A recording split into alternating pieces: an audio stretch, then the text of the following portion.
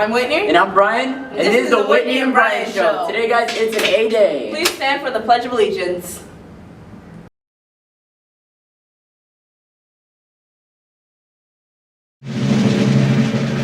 I pledge allegiance to the flag of the United States of America and to the republic for which it stands, one nation, under God, indivisible, with liberty and justice for all. Good morning, Brian, and how are you today? I'm doing just amazing, Whitney. What about you? Fantastic. Go ahead and tell us what today is. Well, guys, today's Monday, and we are also introducing the month of May. That's right. Woo! Today's May 1st. Let's go. It's a new month. It's a new week. I'm excited. I'm pumped. Brian, what do you have for us today? Do we have a riddle, a joke? What is it? Actually, we're just going to go straight into the monthly pillar. Darn.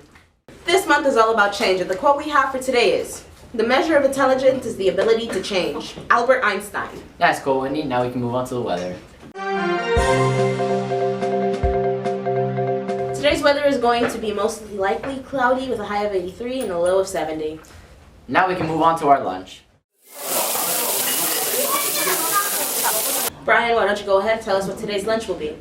Today, guys, we'll be having chicken nuggets with macaroni and cheese, kettle corn, raw carrot sticks, diced peaches, and ketchup on the side. Delicious. And now let's move on to our student news. For the student news, we have the AP exams. There's U.S. government, chemistry, Spanish literature, so good luck to those who are taking it.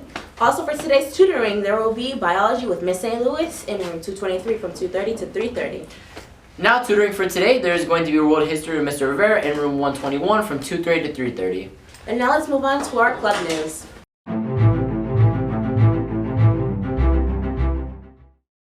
The only clubs today will be SECME, Campus Life, and Chess Club. Now we can move on to our special segment. Valentine or May Day is celebrated every year on May 1st. It is one of the 8 Shabbats and falls halfway between the spring equinox and the coming summer solstice. It represents the peak of spring and the beginning of summer, when earth energies are considered the strongest. The word Beltane comes from the word fire. So this festival should be celebrated by lighting a bonfire. The fires recall the growing power of the sun, and it is an opportunity to cleanse and renew the conditions of the community.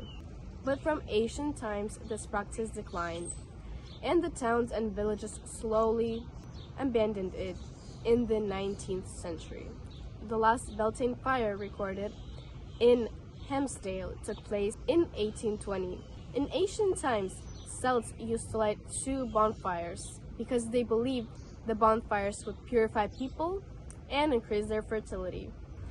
People would also pass cattle between the 2 fires, as they thought it would purify the cattle and ensure the herd's fertility.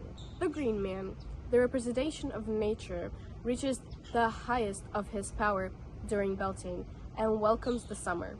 According to Wiccan beliefs, the day depicts the battle between the May Queen and the Winter Queen. Edinburgh Beltane Fire Festival is one of the most famous celebrations, and it happens on the night of April 30th. Beltane is the symbolic of the natural cycle of life and death and the changing seasons. It respects nature and its cyclical essence.